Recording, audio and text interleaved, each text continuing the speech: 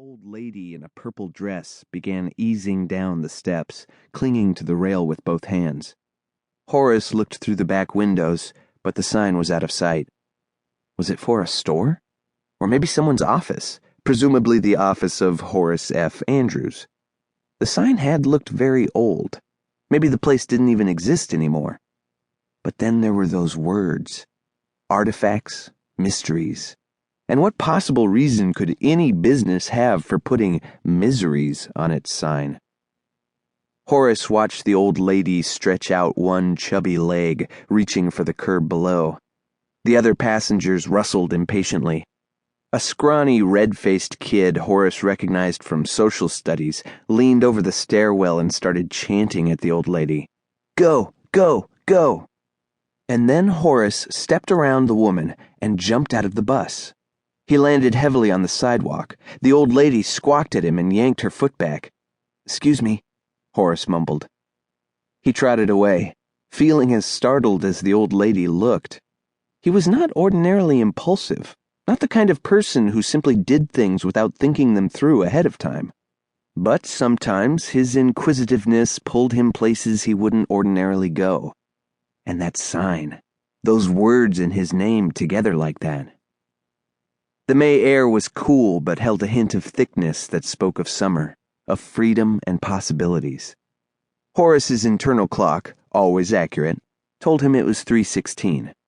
This time of day, the 77 eastbound ran every 14 minutes.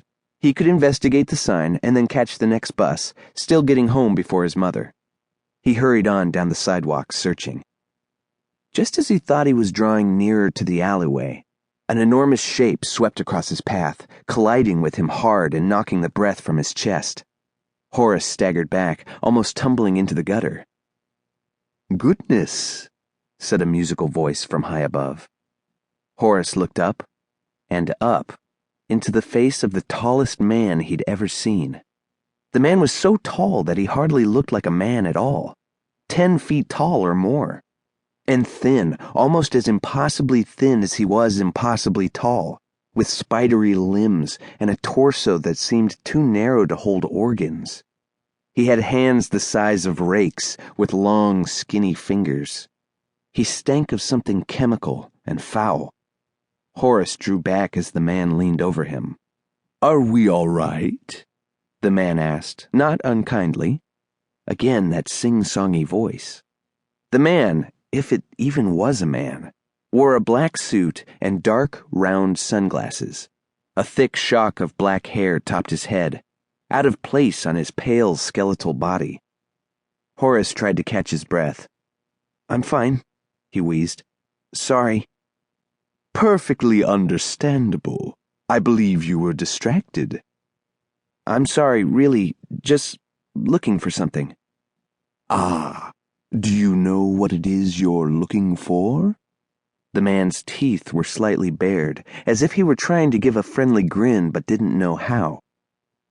"It's nothing, really," Horace said, faint threads of alarm tingling in his bones. "Oh, come now. Tell me what you're looking for. You can't know how intrigued I am." "I'm just looking around. Thanks, though." Horace began backing away. "Perhaps I can be of some assistance. You do need assistance." He said it like a command. "No, that's okay. I'm okay." Horace skirted wide around the strange man and hustled off, trying to hunker his big frame down beneath his backpack. He was all too aware that the man's eyes were still on him. But when he looked back, he was relieved to find that the thin man was not following. In fact, he had disappeared. Completely. How could someone so large simply drop out of sight? And how could someone be so large in the first place? But it wasn't just the man who'd disappeared.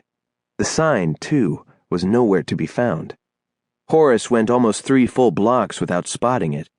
He turned and began to methodically retrace his steps. The Horace F. Andrews sign was nowhere. Abruptly, a looming shape stepped out of the shadows in front of him. Horace stumbled to a stop. The thin man gazed down at him, still trying that gruesome smile. "Didn't find what you're looking for?"